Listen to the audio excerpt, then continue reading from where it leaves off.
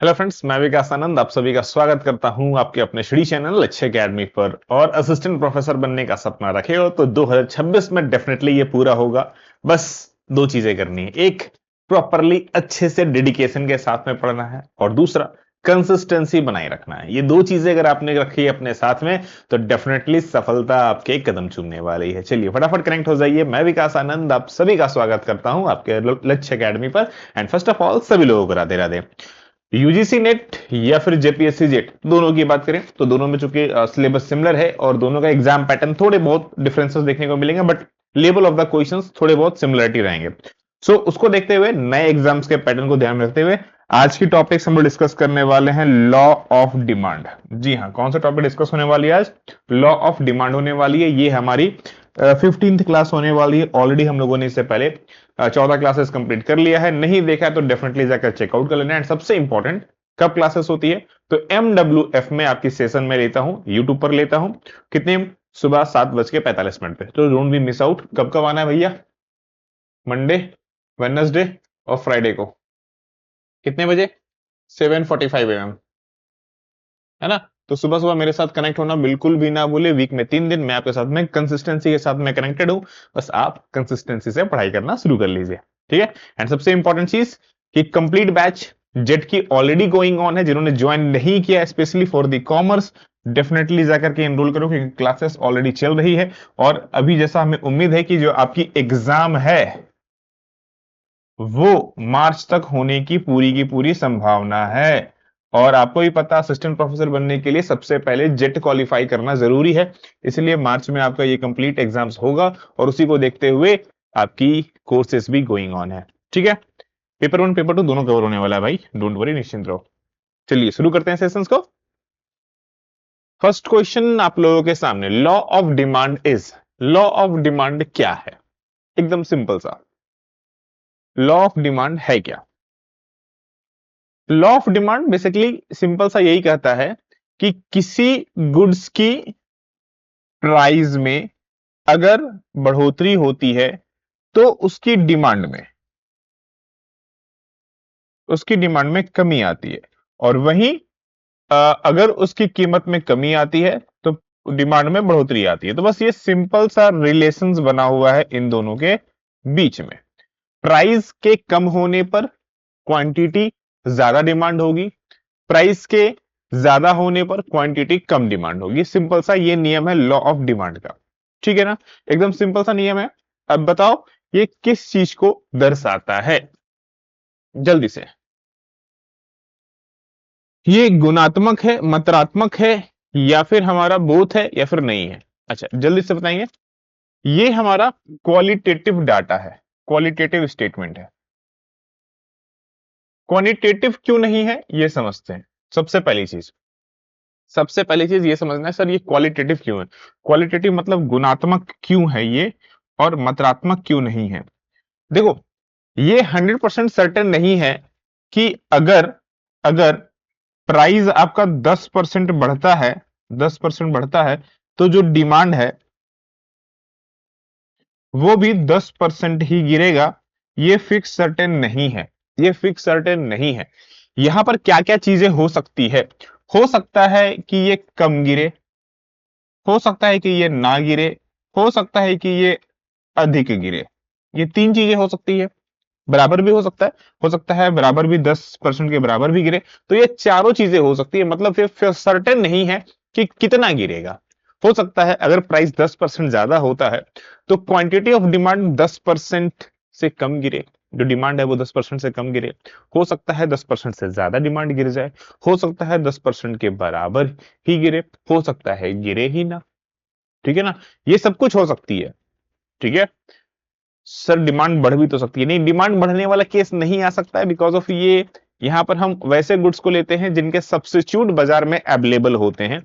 वैसे गुड्स जिनका मोनोपोली है उसको इसमें कंसीडर नहीं करते हैं, जैसे कि लग्जरी आइटम, गोल्ड हो गया, सिल्वर हो गया, इन सबको इसमें कंसीडर नहीं करते हैं क्योंकि ये इसमें काउंटेबल नहीं है। उनकी डिमांड बढ़ती है तो प्राइस प्राइस बढ़ती है, डिमांड और बढ़ जाती है भाई, ठीक है? तो उनमें ये लागू नहीं होता है, ध्यान रखना, ठीक है ना?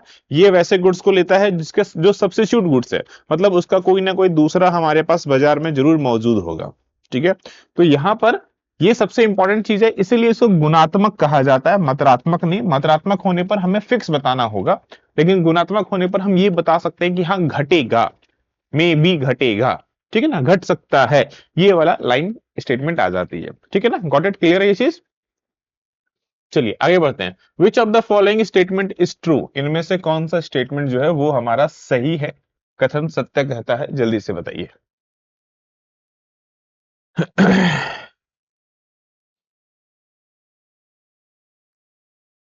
The capability of any commodity to satisfy a human wants is known as utility। हाँ ये बात तो सही है, हम लोग पढ़ते हैं अक्सर कि यूटिलिटी क्या है। तो यूटिलिटी बेसिकली जब हम कोई चीज यूज करते हैं और उसको यूज करने के बाद जो हमें सेटिस्फैक्शन मिलता है, दिस इज कॉल्ड यूटिलिटी।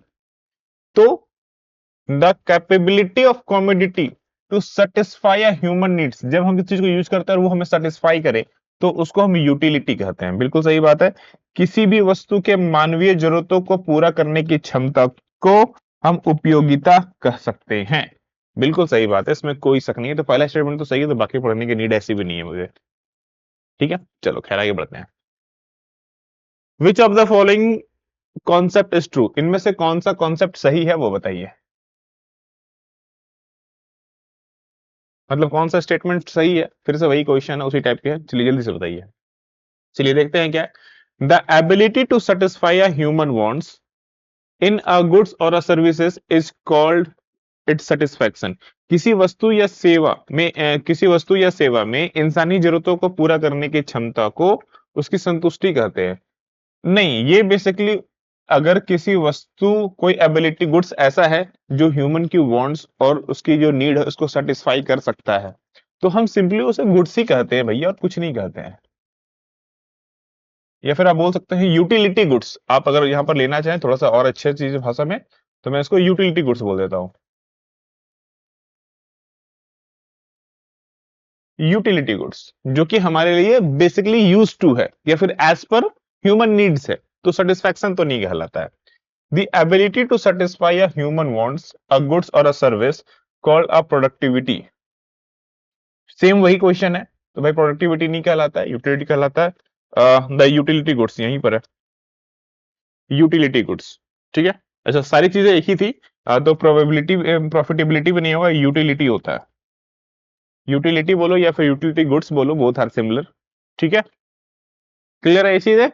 चलो बहुत अच्छे, आगे बढ़ते हैं। Consumer equilibrium under the law of diminishing marginal utility is achieved when। ये एक बड़ा अच्छा क्वेश्चन है, अगर आप सिंपली समझना चाहोगे तो मार्जिनल यूटिलिटी होता क्या चाहिए, और वो भी डिमिनिशिंग मार्जिनल यूटिलिटी क्या होता है, एक बार हम लोग समझते हैं बड़े अच्छे से एग्जांपल लेकर के इसको, उसके बाद समझेंगे हम लोग, ठीक है ना। एक एग्जांपल लेता हूं। फॉर एग्जांपल आपको भूख लगी है, और आपको पिज्जा बहुत पसंद है। आप में से बहुत लोग ऐसे होंगे जिनको पिज्जा बहुत पसंद है, ठीक है। तो आपको पिज्जा बहुत पसंद है, मैं गया पिज्जा, आपको भूख लगी थी, मैं आपको बोला चल यार पिज्जा खिलाता हूं आपको, आप बोले ठीक है। तो आप जितना कंज्यूम करने वाले हो, आप जितना कंज्यूम करोगे और उसको खाने के बाद आपको जो सेटिस्फैक्शन मिलेगा, मैं आपको उसको यूटिलिटी बोल देता हूं, ठीक है।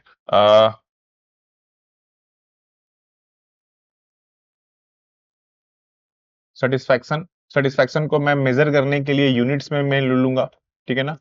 और एक मैं ले लेता हूं टोटल सेटिस्फैक्शन, आपको कितना मिल रहा है, या टोटल यूटिलिटी। अब इन सबको, अब ये तो मैंने आपको समझाने के लिए लिखा, अब इनको रियल नेम बता दूं, तो ये है भैया मेरा मार्जिनल यूटिलिटी, और ये है टोटल मार्जिनल यूटिलिटी, ठीक है। ये बेसिक चीजें हैं। अब आप ध्यान से समझिए, मैंने आपको एक पिज्जा खिलाया, खा करके आपको बड़ा मजा आया, और मैंने बोला आउट ऑफ 10 आप कितना नंबर दोगे। आप बोले सर अभी तो भूख लगी थी, 10 में से 10 नंबर हम आपको देंगे सर, कोई दिक्कत नहीं है। पहला पिज्जा खिलाया, बड़ा मजा आया, मैंने बोला एक पिज्जा और खा लो। तो आप बोले सर पेट तो भर गया है, लेकिन चलो ठीक है, पिज्जा मेरा फेवरेट है, मैं एक और पिज्जा हमने आपको दिया खाने के लिए, तो फेवरेट तो था तो इसीलिए आपने खा लिया। तो मैं अब पूछूंगा कि भाई अब बताओ आउट ऑफ 10 आप कितना दोगे। अब आप 10 तो नहीं दोगे, क्योंकि अब पहले जैसा मजा नहीं है, क्योंकि पहले भूख लगी हुई थी और फेवरेट चीज भी था। अब यहां पर आप हो सकता है सेटिस्फैक्शन लेवल आपका गिर जाए, और इस बार आपने हमें 8 नंबर दिया, ठीक है, मैंने बोला एक और खा ले यार, चल एक और खिलाता हूँ। अब आप चूंकि मेरी बात दिल रखने के लिए आप बोले चलो ठीक है सर, दे दो, खा लेता हूँ। ठीक है ना, भूख तो लगी हुई थी थोड़ी बहुत, दो पिज्जा खा के पेट नहीं भरा आपका। ठीक है ना, पिज्जा पिज्जा तीसरा पिज्जा खाया, लेकिन वो मजा नहीं आ रहा है, क्योंकि अब तो होता ना कभी कभी हमें दो तीन चीजें अलग अलग खाने की मन करने लगती है, तो भाई अब आपको मैंने खिलाया तो अब आपको मजा नहीं आया, लेकिन हाँ आप कंज्यूम कर लिए, ठीक है, बात रखने लिए मैंने आपको फिर से बोला फोर्स करके चलो एक और पिज्जा खा लो। अब आप बोल रहे हो यार अब तो ज्यादा हो रहा है, अब तो ज्यादा हो रहा है, लेकिन सामने सर खड़े हैं, मना भी करने में दिल नहीं कर रहा है, और पिज्जा भी है देखने में, लेकिन जबरदस्ती आपने उसको कंज्यूम किया, और आउट ऑफ 10 में अब आपने 0 दिया, क्योंकि अब आप खाना नहीं चाहते थे। मैंने आपको एक और पिज्जा ऑफर किया, बोला यार खा ले, भाई खा ले यार, क्या ही दिक्कत है। अब आग बबूला हो गया, ठीक है, किसी तरह से मजबूरी में खा तो लिया। खाने के बाद जब आपसे पूछा कि भाई कितना रेटिंग दोगे, बोलोगे अरे काहे का रेटिंग, मेरे बस चले तो मैं तुम्हें नेगेटिव दे दूं, और आपने नेगेटिव रेटिंग दे दिया। अब टोटल कैसे हो गया, तो पहला आपने खाया तो 10, जब आपने दूसरा खाया दोनों मिला करके 18, तीसरा जैसे ही आपने खाया तो हो गया ये 21, जीरो हमने ऐड ऑन किया अगेन 21, अबरी हमने किया तो ये 19। तो आप यहां पर देख सकते हैं यहां पर क्या क्या चीजें मिली हमें। अब यहां पर से आपको जो समझने वाली बात है वो यहां से क्रिएट होती है। सबसे पहली बात, जैसे ही आप एक्स्ट्रा एक्स्ट्रा एक्स्ट्रा कंज्यूम करते हैं, this is called diminishing marginal utility. आपका जो मार्जिनल यूटिलिटी है वो गिरता जाता है। तो डिमिनिशिंग मार्जिनल यूटिलिटी हमेशा गिरते रहता है, कंज्यूमिंग ज्यादा होते ही गिरने लगता है।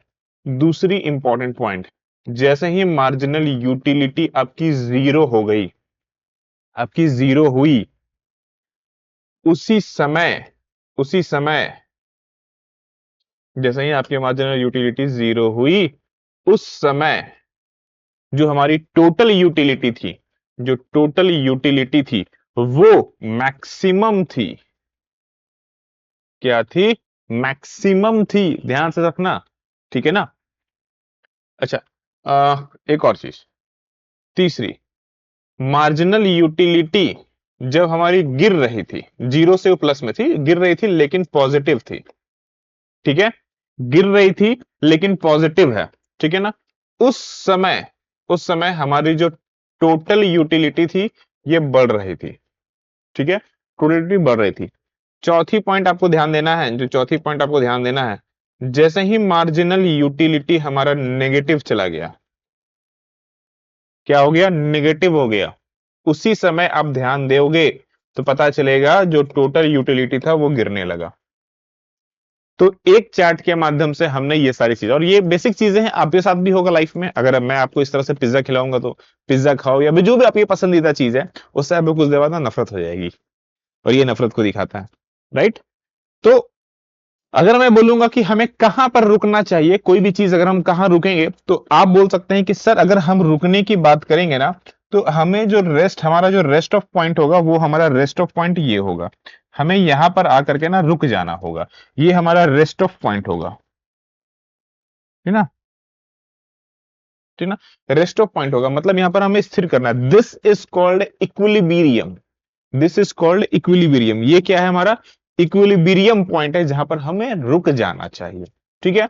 अब क्वेश्चन पर आते हैं ध्यान से, consumer equilibrium under the law of diminishing marginal utility achieved when, कब अचीव्ड होती है? ध्यान से देखो, मैंने क्या कहा अभी आपको, जस्ट अगर आप ध्यान से देखेंगे, हमें कब रुकना है? जब हमारा मार्जिनल यूटिलिटी जीरो में आ जाए, हमें रुक जाना चाहिए, क्योंकि ये हमारा इक्विलिब्रियम पॉइंट है, ठीक है। क्योंकि इसी जगह पर हम जहां पर खड़े होते हैं, यही हमारा है जहां पर हमारा जो टोटल यूटिलिटी है वो मैक्सिमम होता है। इसके बाद तो हम गिरने लगेंगे, नेगेटिव में चले जाएंगे। तो हमारा आंसर क्या हो जाएगा? आप ध्यान से देखो, total marginal marginal utility is zero. आई बात समझ में?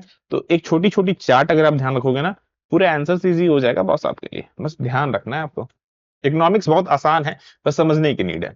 द मार्जिनल यूटिलिटी, यानी कि जो लॉ ऑफ मार्जिनल यूटिलिटी है वो स्टेट दैट, वो इनमें से किस में आएगा? अभी जस्ट मैंने समझाया है, तो फटाफट आंसर दे दो जल्दी जल्दी। टोटल यूटिलिटी डिक्रीज होगा, कब डिक्रीज होगा? मोर कंजम्पशन नहीं, जब जब मार्जिनल यूटिलिटी हमारा नेगेटिव हो जाएगा। तो ये तो अभी 100% कंफर्म नहीं है। मोर कंजम्पशन का मतलब भाई हम पहला खाने के बाद दूसरा खाएंगे, उसमें नेगेटिव नहीं है, पॉजिटिव है, तो ये बढ़ेगा। मार्जिनल यूटिलिटी इंक्रीज होगा विद द कंजम्पशन, नहीं, ये हमेशा डिक्रीज होता है, तो ये तो ऐसे ही गलती है। मार्जिनल यूटिलिटी डिक्रीज होता है which each additional unit consumed, हाँ ये सही बात है। हम जैसे जैसे खाते हैं वैसे वैसे मार्जिनल यूटिलिटी गिरते जाता है। हमने जस्ट अभी देखा आपको, देखो ये गिर रहा है, 10 8 3 2 1 माइनस पे चला गया, है ना? तो ये तो गिरता है, तो ये तो सही है हमारा। मार्जिनल यूटिलिटी रिमेन कांस्टेंट, नहीं गिरते रहता है, तो सी नंबर। एक चार्ट अच्छे से पढ़ लिया, उसके बाद सारा का सारा आंसर उसी से होगा, कुछ और नहीं पढ़ाना है, ठीक है? तो अगर आपने अभी ध्यान दिया तो बड़े सारे काम हो जाएंगे। चलिए next, indifference curve analysis assume that. अच्छा, इनडिफरेंस कर्व क्या होता है? इनडिफरेंस कर्व, इनडिफरेंस कर्व का सिंपल से मतलब, एक बार में कोई दो गुड्स आप यूज कर रहे हैं, दोनों का आपस में कोई रिश्ता नहीं है, लेकिन आप दो गुड्स को यूज करते हैं और उस गुड्स को यूज करके ना आपका सेटिस्फैक्शन लेवल बहुत हाई हो जाता है, उसमें इनडिफरेंस कर्व काम आता है। फॉर एग्जाम्पल के लिए, चाय टोस्ट, आप में से बहुत लोगों को चाय टोस्ट मजा आता होगा। चाय के अंदर में टोस्ट को डुबा डुबा के खाना, गर्मा गर्म चाय, और मौसम भी अच्छा है, ठीक है ना? ठंडे के मौसम है तो भाई क्या बोलते हैं, लिट्टी चोखा। लिट्टी अलग चीज है, चोखा अलग ही चीज है, ठीक है? दोनों को अलग अलग भी कंज्यूम कर सकते हैं, लेकिन जब दोनों को हम कंज्यूम करते हैं एक साथ तो सेटिस्फैक्शन लेवल और हाई हो जाता है। तो वैसी दो चीजें जो आपस में रिलेवेंट नहीं है, लेकिन जब हम दोनों को मिलाकर के कंज्यूम करते हैं तो हमारा सेटिस्फैक्शन लेवल मस्त हाई रहता है। This is called indifference curve, ठीक है? कुछ इस टाइप का आपने देखा होगा कि हाँ भाई, ये कुछ इस टाइप से आता है। ये मान लो गुड्स हमारा ए है, मान लेते हैं गुड्स ए है, और यहां पर मैं मान लेता हूं गुड्स बी है। इस पर्टिकुलर पोजीशन पर हमने यूज किया, और ये कुछ इस तरह का हमारे पास सेटिस्फैक्शन आया। फिर हमने जैसे यहां पर आए, हम यहां पर पहुंच गए, तो कुछ आपने इस तरफ का देखा होगा। तो ये, चूंकि अब जितना ज्यादा, चूंकि हम डिमिनिशिंग मार्जिनल यूटिलिटी पर हैं, एक बार यूज करोगे तो ज्यादा मजा आएगा, दूसरी बार यूज करोगे तो थोड़ा कम हो जाएगा, तो ये घटते ही जाएगा, ये तो हमेशा ऐसा ही बनेगा। लेकिन ये अल्टीमेटली उसको दिखा रहा है कि हम कितनी ज्यादा यूजेस कर रहे हैं उसको, राइट? क्लियर है यहां पर? तो अब इसका आंसर बताओ फटाफट क्या होगा? Consumer prefer are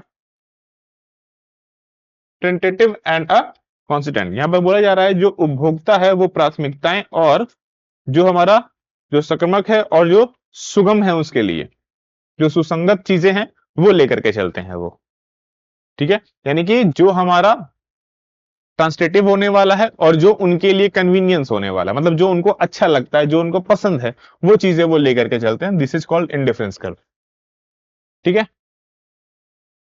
next, the slope of an indifference curve is called, अभी जस्ट मैंने बताया, अभी जस्ट मैंने आपके सामने बनाया था ना स्लोप, कुछ ऐसा मैंने डिजाइन किया था, जिसमें मैंने बोला कि एक गुड्स यहां पर से आ रहा है, दूसरा यहां पर जा रहा है। ये गुड्स मान लो ए है और ये गुड्स मान लेते हैं बी है। तो स्लोप कुछ इस तरह से बना हमारा, क्या नाम से बोलेंगे इसको आप? और मैंने इसको क्या नाम बताया था? सारे के सारे मार्जिनल होंगे, मार्जिनल यूटिलिटी यानी कि डिमिनिशिंग में चलने वाले हैं। तो मार्जिनल रेट ऑफ सब्स्टिट्यूट, क्योंकि सब्स्टिट्यूट चल रहे हैं ये, क्योंकि दो गुड्स का मिक्सअप चल रहा है, दैट्स वाई ये सब्स्टिट्यूट मार्जिनल रेट में जाता है, दैट्स वाई ये सब्स्टिट्यूट में जाता है ना? चलिए आगे बढ़ते हैं। Consumer is in equilibrium in difference curve analysis when. Equilibrium का मतलब मैंने क्या कहा जस्ट अभी, रुक जाना। तो आप कभी भी कोई भी चीज में कब रुकेंगे, इन डिफरेंस कर्व में भी कब रुकेंगे, सेम कॉन्सेप्ट है, कोई नया नियम नहीं आएगा कब हमें रुकना चाहिए।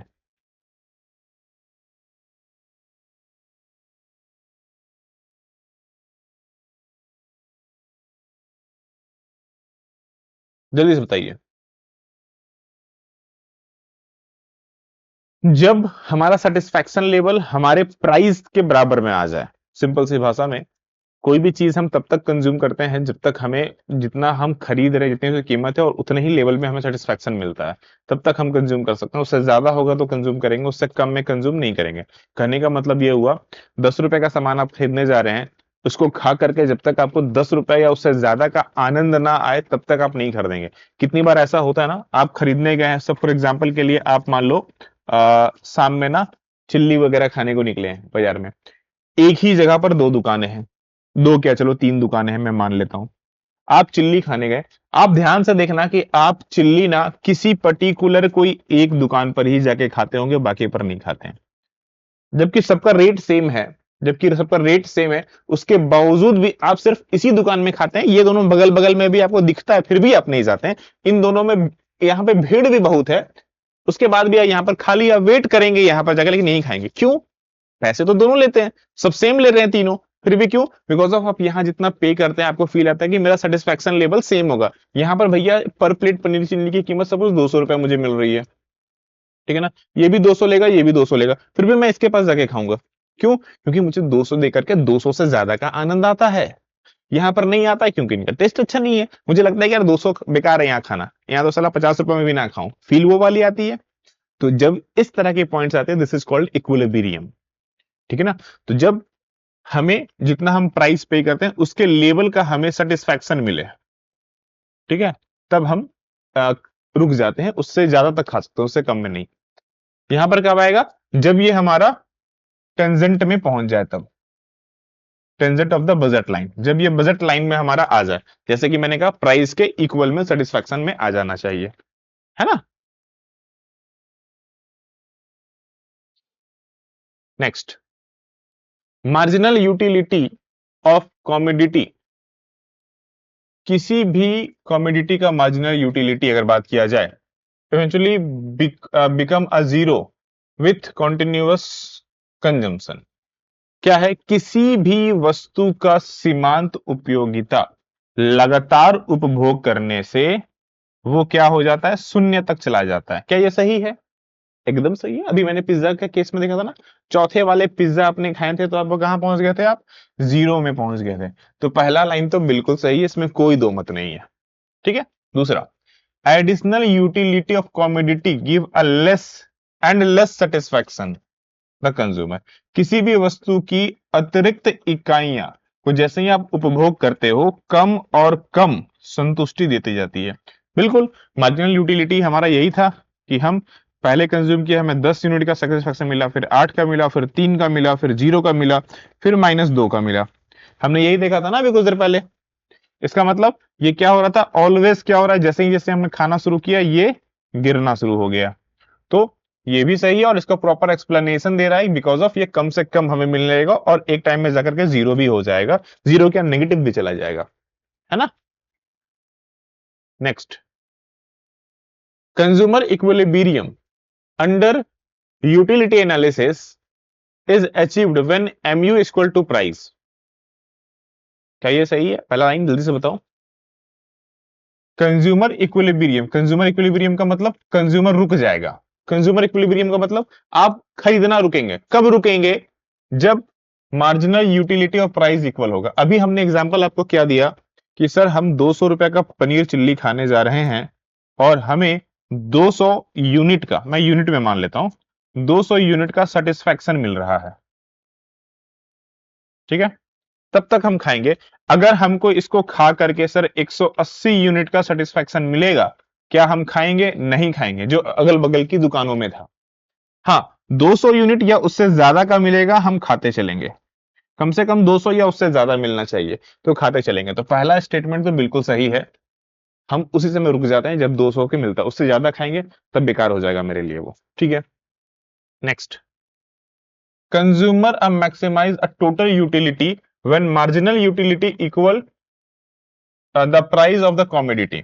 क्या बोला जा रहा है अब इस लाइन में कि एक उपभोक्ता का कुल उपयोगिता को तब अधिकतम माना जा सकता है जब सीमांत उपयोगिता वस्तु की कीमत के बराबर होती है। हमने ये भी देखा कि मार्जिनल यूटिलिटी में जो हम बात कर रहे थे, ये पहले 10 था, फिर 8 था, फिर हमने 3 देखा, फिर 0 देखा, फिर -2 देखा, फिर हमने यहां पर क्या निकाला? टोटल मार्जिनल यूटिलिटी निकाला।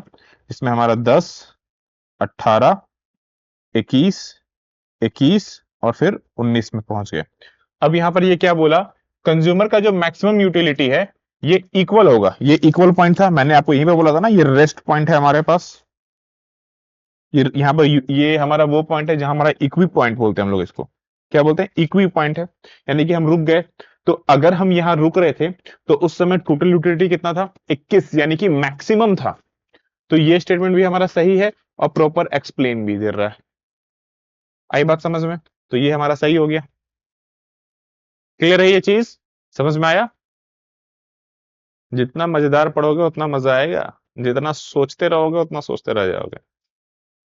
ठीक है ना? ये मजेदार चीज है इकोनॉमिक्स में, ये सबसे मुझे बहुत मजा आता है। ये जो लॉ ऑफ डिमांड है, जितना पूरा डिमांड एनालिसिस वाला चैप्टर है ना, मुझे सबसे मस्त लगता है, क्योंकि इसमें रियलिटी में कॉन्सेप्ट है।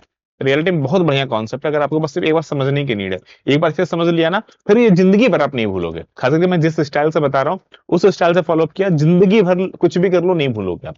क्योंकि रियल लाइफ में जो आप खाते पीते हो ना, मैं वही एग्जाम्पल दूंगा सब। क्या है? Utility analysis assume that utility can be measured in cardinal number। अब ये कार्डिनल नंबर क्या है? अभी आपने देखा था, मैंने आपको मार्जिनल यूटिलिटी कैसे बोला निकालने के लिए? आउट ऑफ 10 में कितना मार्क्स दोगे आप? यानी कि मैंने आपको क्या दिया? नंबर्स दिया। मैं आपसे पूछूं कि कैसा लगा, आप बोले अच्छा लगा, सिर्फ अच्छा लगा। तो मुझे कैसे पता चलेगा कि कितना अच्छा लगा? मैं आपको पिज्जा खिलाऊं, बोलो कैसा लगा, आप बोलेंगे अच्छा लगा। दूसरा को भी खिलाया, 2 लोगों को मैंने पिज्जा खिलाया, एकदम सिंपल सा बात समझो। दोनों से मैंने पूछा था कैसा कैसा लगा, तो उन्होंने बोला अच्छा अच्छा लगा। अब मुझे सीरियसली में जानना है कि किसको ज्यादा अच्छा लगा, तो कैसे पता चलेगा? तो आसान सा तरीका है, उनको आउट ऑफ 10 का ऑप्शन दे दो, या फिर उनसे नंबर बोलो कि आप इस पिज्जा को कितना नंबर दोगे। वो अब वो बताएंगे। तब अगर जो ज्यादा नंबर देगा, ऑफ कोर्स उसको ज्यादा अच्छा लगा। तो cardinal number basically is the number, 1 2 3 4 5 6 7 8 9 10 11 12, जितना भी आपको गिनती आता हो, माइनस जीरो सब चलता है इसमें। तो cardinal number is known as number. तो हमने क्या किया था? ये नंबर्स में ही देखा था ना, तो ये तो बिल्कुल सही है ना। अभी तो हमने डिस्कस किया, वो सब नंबर में ही डिस्कस कर रहे हैं। तो बिल्कुल सही है, इसमें तो कोई किंतु परंतु नहीं है। Utility is measure in hypothetical units called util. ठीक है? क्या बोला जा रहा है कि जो उपयोगिता है वो यूटिलिटी नामक काल्पनिक इकाइयों से मापा जाता है। क्या ये सही है? क्या ये सही है? काल्पनिक इकाइयों से नापते हैं? बिल्कुल सही है दोस्त, काल्पनिक इकाइयों से ही नापते हैं। ये 10 कहां से लाए थे? मैंने खुद दिया था ना, आउट ऑफ 10 आप बताओ। कोई थोड़ी था कि नंबर पहले से डिसाइडेड है। ये तो मैंने दिया था, आउट ऑफ 10 में से बताओ कितना होगा। आउट ऑफ 100 भी बोल सकता था, आउट ऑफ 20 भी बोल सकता था, आउट ऑफ 50 भी बोल सकता था, आउट ऑफ 5 भी बोल सकता था। तो मेरी जो मर्जी थी मैंने वो बोला। आई बात समझ में? तो ये तो पूरी तरह से काल्पनिक है, तो ए बी और ट्रू और प्रॉपर एक्सप्लेनेशन भी है, बिल्कुल सही बात है। तो ये प्रॉपर ट्रू भी है और प्रॉपर एक्सप्लेनेशन भी है ना? है ना मजेदार? चलो आगे बढ़ते हैं। The marginal utility derived from successive units of commodity are 30 25 20 15 और 10 यूटिल्स। यूटिल्स का मतलब इतना सेटिस्फैक्शन यूनिट है, ये यूनिट्स मान लीजिए इसको। यूटिल्स को आप यूनिट मान सकते हैं। सबसे बढ़िया, मैं आपके लिए समझाने के लिए इसको लिख दूं ताकि आपके लिए इजी हो जाए। यूटिल्स को आप यूनिट्स में मान सकते हैं, कि मान लेते हैं हाँ इतना यूनिट्स का बेनिफिट्स मिला हमें, ठीक है ना? तो पहले हमें मिला 30, देन फिर 25, फिर 20, फिर 15, देन फिर 10।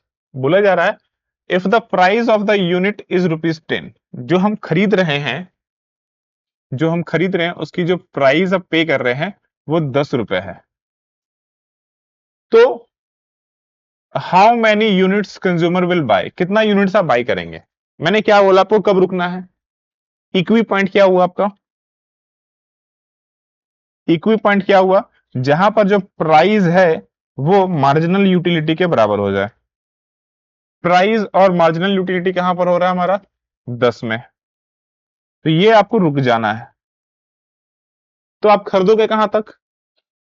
1 2 3 4, हम 4 यूनिट्स खरीदेंगे। पांचवा में तो हमें बराबर ही मिल रहा है भाई, तो हम यहां रुक जाएंगे ना, क्यों खरीदे इसको हम? अगर हमें रुकना ही है तो हम यहीं रुकते हैं। अगर रुकना ही तो हम यहाँ कर देंगे। हम अब इसका सब्स्टिट्यूट ढूंढेंगे, हम इससे क्या ढूंढेंगे, सब्स्टिट्यूट, जिसको खा करके फिर से हमें यही फायदा मिले। हम 10 में 10 का क्यों मजा ले, जब सब्स्टिट्यूट अवेलेबल है तो हम 10 में 10 का क्यों मिलेगा। ये इक्वी पॉइंट है, ये यहां तक एंड होना चाहिए, इसके आगे सॉरी, इसके आगे आप नहीं बढ़ाने हैं, इसके आगे नुकसान है। लेकिन ये जब आपके पास ऑप्शन ना हो तब ये चलेगा, बट अगर ऑप्शन है तो सब्स्टिट्यूट खोजिए। आई बात समझ में? This is that's why call equi point. यहाँ रुक जाना है, रुकने का मतलब ये नहीं कि यहीं पर जाकर रुकना है, ठीक है, थोड़ा सा पहले भी अगर रुक सकते हैं तो रुक जाओ, रेस्ट ऑफ द पॉइंट वही है। Next, a consumer has a 40, अगर आपके पास 40 रुपए है, कॉमोडिटी की प्राइस है 8 रुपए पर यूनिट, तो मैक्सिमम परचेस आप कितना करोगे? यार ये तो बच्चों वाला क्वेश्चन है, बस ध्यान से देखना होगा।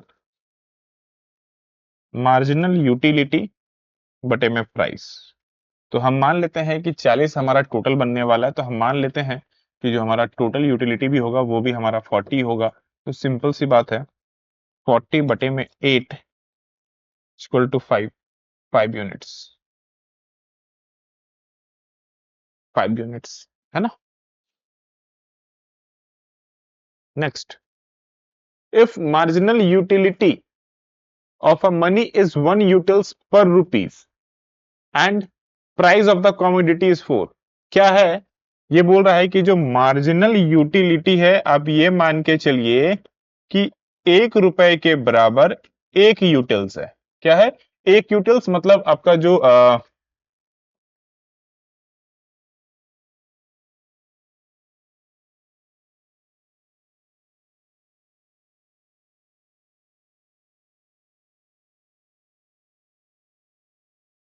1 यूटिल्स का मतलब हो गया कि 1 यूनिट, अब 1 यूनिट मान सकते हैं, ठीक है। तो साफ साफ बोल रहा है कि 1 यूटिल पर रुपीज में है और कम्युनिटी की कीमत जो है 4 रुपए है। तो कंज्यूमर इक्विलिब्रियम विल बी, कब होगा? तो आप भैया कब जाएंगे? सिंपल सी बात है, अगर हमें 4 रुपए है हमारे पास, तो हमें 4 यूटिल्स भी चाहिए, 4 यूटिल्स में जाकर रुक जाएंगे हम। 4 यूटिल्स कहाँ है भैया मेरे? ये रहा 4 यूटिल्स, उससे ज्यादा हमें नीड भी नहीं होगी। यहां पर आके हमें रुक जाना है, इससे कम, इससे ज्यादा तक हम खरीदेंगे, इससे कम में नहीं। ये दोनों तो बिल्कुल भी नहीं, ये बाई तो होगा नहीं।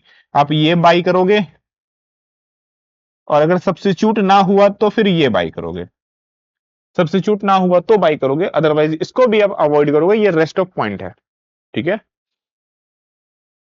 आगे,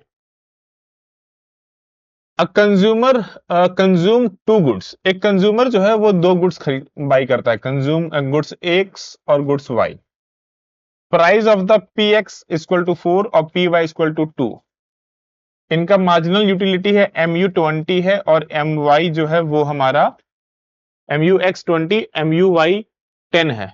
तो पूछ रहा है marginal utility of a money कितनी होगी, कितने यूनिट्स में जाएंगे, कितने यूटिल्स तक हम जाएंगे, कितने यूटिल्स पे जाएंगे। तो भाई देखो, वैसे तो फॉर्मूला वाइज जाओगे तो बहुत सिंपल सा है।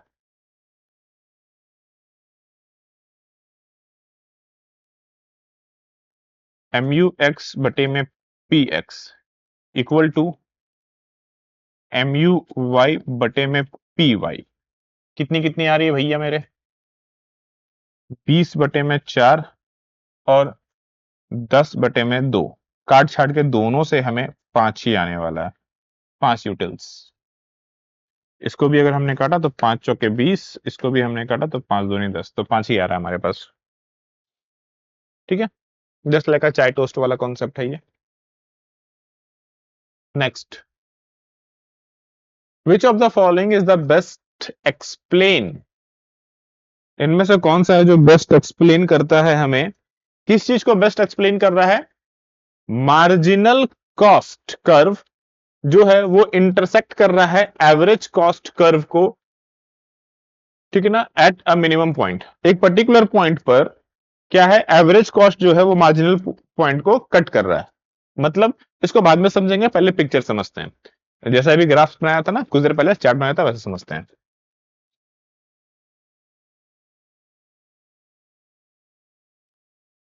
मार्जिनल यूटिलिटी क्या होता है, पहले मार्जिनल क्या है पहले वो समझ लो। पहले यहां पर जो हमारा है, पहले एक बार उसको फिर से देखो। जब मार्जिनल कॉस्ट का मतलब क्या हुआ, मार्जिनल कॉस्ट का मतलब ये हो गया कि कॉस्ट हमारे पास तीन तरह के होते हैं। जो कॉस्ट होते हैं वो तीन तरह के होते हैं, दो तरह के होते हैं मेनली। जो कॉस्ट होते हैं ना दोस्त, वो दो तरह के होते हैं हमारे पास। एक होता है वेरिएबल और एक होता है फिक्स्ड। ठीक है, ये दो तरह के कॉस्ट होते हैं हमारे पास।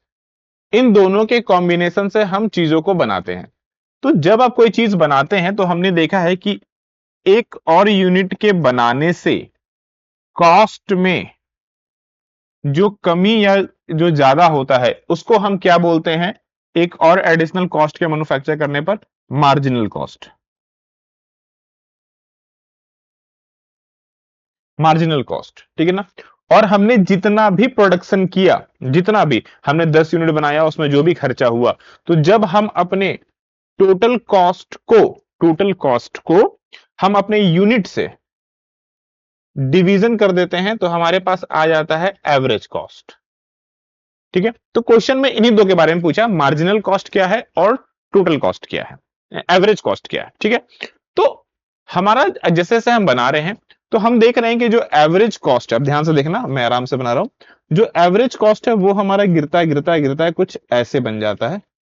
ठीक है, अब आप बोलोगे सर ऐसा कैसे बनता है, मैं समझा दूंगा वो भी, डोंट वरी, निश्चिंत हो जाओ।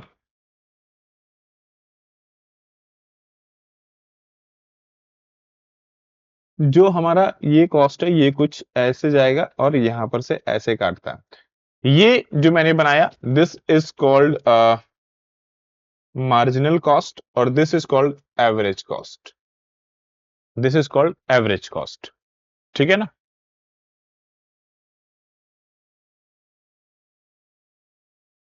मतलब कि जब हम कोई चीज प्रोड्यूस कर रहे हैं, जब कुछ हम बना रहे हैं, तो हम देख रहे हैं कि हाँ शुरुआती प्राइस में वो गिरना शुरू तो होता है, लेकिन आफ्टर सर्टेन अ टाइम वो प्राइस बढ़ने लगता है। मतलब हम यहां से कुछ कंक्लूजन निकाल ले हम लोग, ज्यादा अच्छा लगेगा ना, कुछ कंक्लूजन निकाल लेते हैं।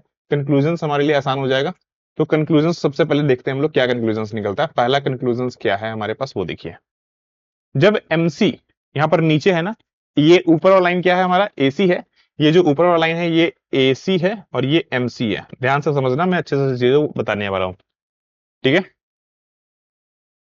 जब मार्जिनल कॉस्ट से ज्यादा एवरेज कॉस्ट होता है, मार्जिनल कॉस्ट से ज्यादा एवरेज कॉस्ट है, उस कंडीशन पर उस कंडीशन पर जो हमारा एवरेज कॉस्ट है वो हमेशा गिरता रहेगा। यानी कि ये हमारे लिए बेनिफिट वाला पॉइंट है। ठीक है, समझ में आ गया। दूसरा दूसरा ये जिस जगह पर आपस में काट रहे हैं, एक दूसरे को इंटरसेक्ट कर रहे हैं, जिस जगह पर काट रहे हैं का मतलब जहां पर हमारा जहां पर हमारा जो MC है वो इक्वल टू AC का हो गया, ये हमारा ऑप्टिमम पॉइंट है। मतलब ये हमारा सबसे बेस्ट होगा, ये रेस्ट वाला एक तरह से बोल सकते हैं। ठीक ना, ये रेस्ट ऑफ द पॉइंट है, यहां से आगे प्रोडक्शन करना मूर्खता हो सकती है जब तक आप कुछ चीजें ना बदले तब तक। ठीक है ना। तीसरे पॉइंट पर अगर हम लोग आते हैं, तीसरे पॉइंट पर हम आते हैं, यहां पर जहां पर हमारा MC ग्रेटर देन है AC से, यहां पर आप देखेंगे कि जो हमारा एवरेज कॉस्ट है वो बढ़ना शुरू हो गया है। यहां के बाद से एवरेज कॉस्ट जो है ना, आप ध्यान से देखो तो ये ऊपर की ओर जाना शुरू हो रहा है और यहां तक तो ये नीचे की ओर आ रहा था। ठीक है, तो ये बेसिक सी चीजें हैं जो आपको समझ के रखनी है। क्लियर है इतना सब, इतना सब समझ में आ रहा है सबको, क्लियर है ये चीज ना। तो ये जितने अच्छे से समझोगे उतना ज्यादा मजा आएगा। तो ये दो तीन, हर इमेज से ना कुछ चीजें निकलती हैं और आपको ऐसा ही पढ़ना है। ऐसा नहीं कि थ्योरी रट लिया काम खत्म, नहीं, इनको इमेज को देखो और कुछ निष्कर्ष निकाला, उस निष्कर्ष को याद रखो। यही एग्जाम में इंपॉर्टेंट है आपके लिए। अब चलो इस क्वेश्चन पे आते हैं। क्या है, मार्जिनल कॉस्ट बहुत अच्छे तरीके से इंटरसेक्ट करता है हमारा एवरेज कॉस्ट को। तो बताओ तो बताओ कि ये मिनिमम पॉइंट कौन सा अच्छा होगा, कब अच्छा होगा। अभी हमने डिस्कस किया, कब अच्छा होगा जल्दी से बताओ। बिकॉज जो MC है, मार्जिनल कॉस्ट है, वो पुल AC डाउन व्हेन MC से जब बड़ा AC होता है। अभी हमने जस्ट देखा कि MC से बड़ा अगर AC होता है तो AC जो है वो गिरने लगता है, लेकिन pushes AC when MC greater than AC, यानी कि AC फिर बढ़ने लगता है। मतलब तो वही है कि जब तक MC से बड़ा AC होगा तब तक हमारा AC गिरता रहेगा। AC का मतलब एवरेज कॉस्ट, ठीक है ना, मतलब समझ रहे हो, AC MC बोलूंगा तो समझ जाना, ठीक है ना। तो जब MC से बड़ा AC रहेगा तब तक AC जो है एवरेज कॉस्ट है वो गिरता रहेगा। जिस जगह पर वो इंटरसेक्ट करता है वो बेस्ट पॉइंट है, लेकिन उसके बाद इस जगह पर अगर आप मैं इधर वाली बात करूं तो यहां पर हमारा क्या है, MC से ग्रेटर देन है AC। ये जो जगह है यहां पर जहां पर कट रहा है यहां पर हमारा MC इक्वल टू है AC। और इस जगह पर अगर मैं बात करूं तो MC ग्रेटर देन है AC से, ठीक है। तो इस पॉइंट पर हम देखते हैं कि जो एवरेज कॉस्ट है वो बढ़ता रहता है। तो सबसे बेस्ट इसी चीज को, यही तो मैं समझा भी रहा हूं ना और वही पीछे बोल भी रहा था। गॉट इट, क्लियर है, ये चीज समझ में आ गया। तो आंसर क्या होगा हमारा, C number is the correct answer. तो पिक्चर अच्छा, नजर अच्छी, काम अच्छा। चलो, आज की क्लास लंबी हो रही थोड़ी बिकॉज ऑफ समझा समझा के पढ़ा रहा हूं, अदरवाइज तो ऐसे भी खत्म हो जाता है यार ये तो। Which of the following cost curve remain unaffected by change in output level in a short run। ध्यान से समझो, शॉर्ट रन में किस चीज का प्राइस लेवल बेसिकली चेंज नहीं होता, तो वो है fix cost.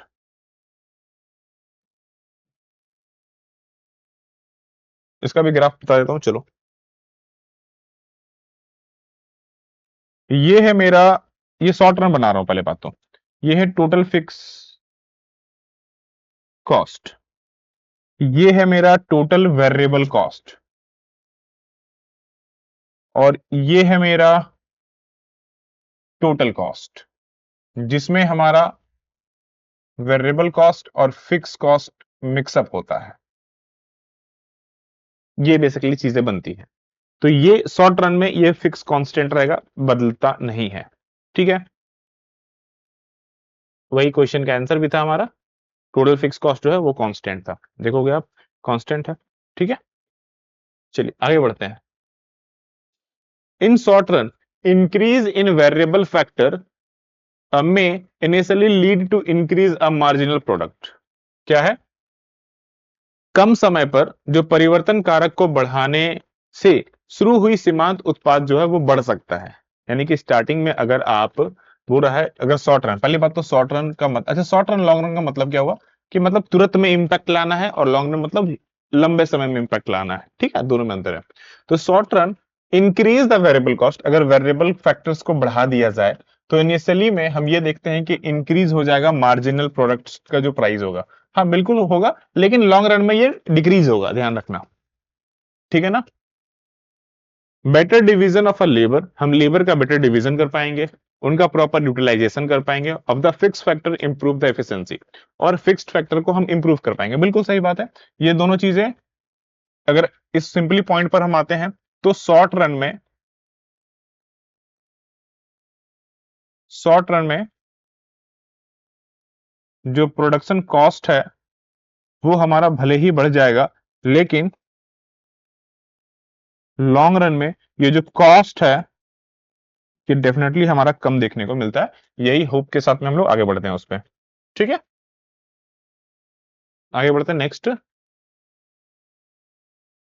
The law of variable proportion apply only when all factor production are variable.